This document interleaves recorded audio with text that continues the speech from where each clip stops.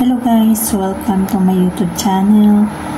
Today's video ay sasagutin ko lang yung mga tanong na tinatanong na ating mga kababayan dyan sa Pinas. Yung sabi niya na kung meron bang placement fee or salary deduction kapag mag-apply dito sa Malaysia.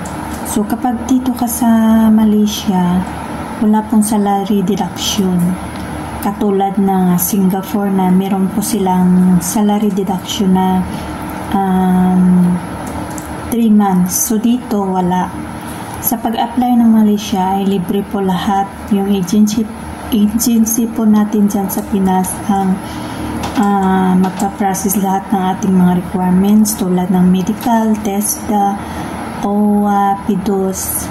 Sila po ang magbabayad sa pag-process ng ating mga requirements.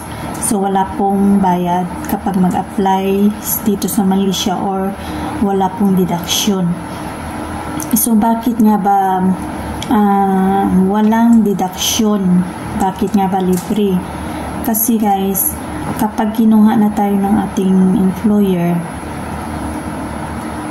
pinabayaran niya lahat yung mga ginastos ng agency sa atin. So bayad na po tayo, bayad na tayo ng ating employer. So wala pong deduction katulad sa Singapore na meron sila mga salary deduction 3 months. So yun. At saka yung passport nyo, kapag meron pa yung resibo, huwag nyo itapon kasi marirefund pa yan ng inyong agency dyan sa Pinas. So sa akin hindi na-refund kasi ako ang kumuha ng passport ko pero naitapon ko yung resibo kaya hindi ko nakuha yung refund ng passport ko. So kailangan na itago nyo po yung resibo ng inyong passport. Merienda tayo ngayon guys. Tapos nagtatanong paano mag-apply lang kayo dyan sa inyong lugar. Meron naman siguro mga agency na meron naman sigurong agency dyan na papuntang abroad. So yung applyan nyo lang, yung applyan yung agency ay prioritize nila yung Malaysia or Singapore kasi para maasikaso kayo agad. Kasi kung hindi prioritize papuntang Malaysia, so matagalan kayo. Lalo na kapag Saudi, yung kanilang mga prioritize, so matagalan tayo sa pag-alis. So dapat mag-apply kayo, prioritize yung Malaysia, papuntang Malaysia.